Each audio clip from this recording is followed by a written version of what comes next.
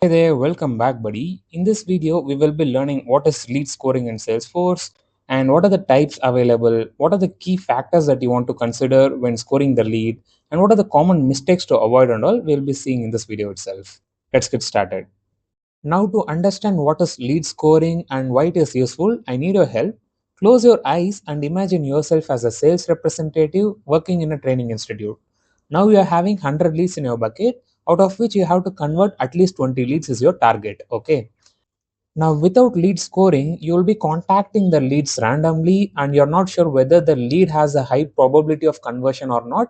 So, here most of your time and effort gets wasted. Also, the rate of conversion will be very low in this scenario.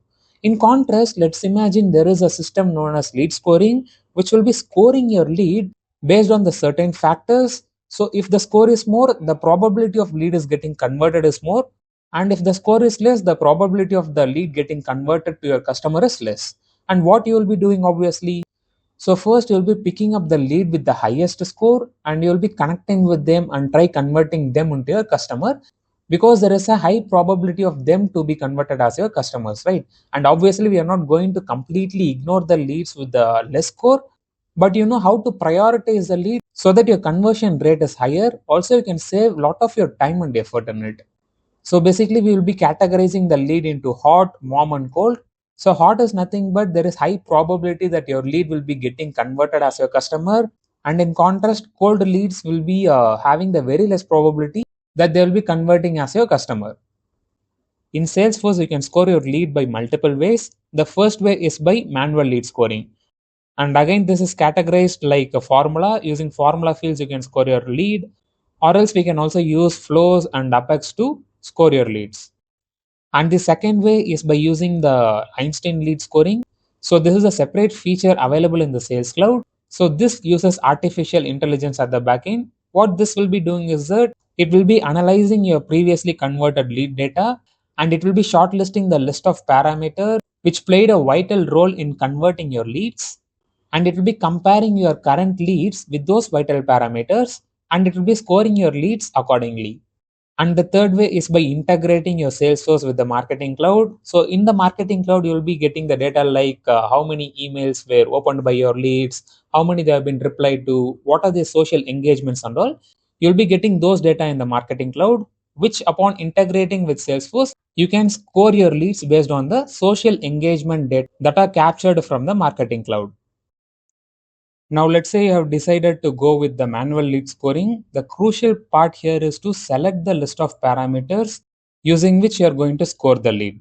So, in order to help you out, you can categorize your list of parameters into these four categories, starting with the demographic data, like what is the job title of that particular lead, what is the location of that lead, what is the budget, what is the role of that particular lead in the sales decision making, and all. You can consider as a key parameter. And the second category is company data, like what is the industry, what is the company size, so and so comes under the company data. And the third category is the behavioral data, where you can consider the email engagements, like what is the click through rate, how many emails that you sent have been opened by your lead, how many they have been replied, and all. You can consider them as your email engagement parameters. And also, you can consider social media engagement like comment, share, click through rate, and all. So basically, these behavioral data can be fetched from the marketing cloud. So these parameters will be helping you to positively score your lead, but we should also make sure that we are having some parameters for the negative scoring as well. Let's say one of the spam leads satisfy most of these parameters, the lead score will be higher. But what if it is a spam lead? We have to assign the negative scoring to the spam lead, right? And that's the reason we have to consider negative scoring parameters as well. Now, let's say after thoroughly going through my previously converted lead data and also after having the clear discussion with business team as well as the sales team, I do have derived the list of parameters using which we are going to score the leads. And to take an example, here you can see there are some pick list fields like background, experience level, location, and also you can see the score for each and every value under each and every pick list. So these are the profile based parameters, and also there are certain intent based parameters which we have arrived, like inquiry source, whether the lead asked about the fees, whether they asked about the placement, or whether they booked any demo. These are the checkboxes. So if these has been enabled, we will be assigning the scores like 15, 10 and 20, so and so. With that said, let me show you how I created the field and how I created the formula field to derive the final score of a lead based on these criterias. And you can see here in the lead object, I have already created the necessary pick list as well as the checkboxes. And the lead score which you're seeing over here is nothing but the formula field. Let me just show you how I framed the formula. So for the pick list fields, I'm using the case function, which will be accepting field API name as the first parameter. And if Salesforce is selected in the background field, it will be returning 15. And if IT is selected, it will be returning 10. And if non-IT is selected, it will be returning 5. If none of these value gets satisfied, it will be returning 0 as by default. And for checkboxes, you can see I'm just using the if function. If this particular checkbox is true, I'll be returning its respective weightage, and similarly for the other checkboxes. And finally, you can see I am summing up all these individual criteria's weightage, and finally it will be giving us the total lead score. Awesome. Now here in the lead record, you can see the current lead score is 65. Let's say if I'm enabling this particular checkbox demo book and I'm saving the record, you can see the lead score has been increased to 85.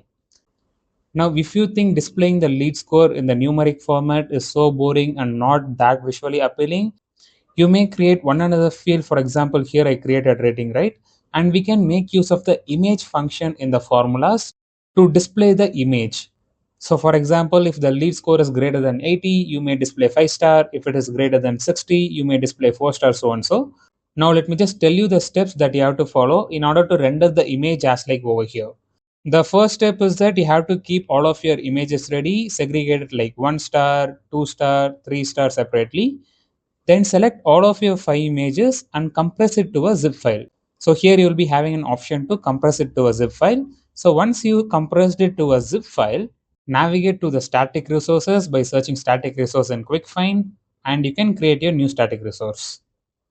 You can name it as like your wish.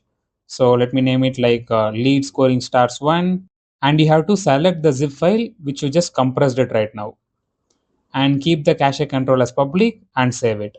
Awesome. Now that we have created the static resource successfully, it's time to create the formula. So I have already created the formula with return type as text. Let me show you the formula. And here you can see I'm using the if function, like if lead score is greater than or equals to 80, I'm returning an image function. So basically image function accepts the image URL as a first parameter and alternate text as a second parameter, and third and fourth is like height and width, but this is an optional parameter you can give or else you can ignore it. And here you can see the syntax is like first you have to mention slash resource followed by your static resource name.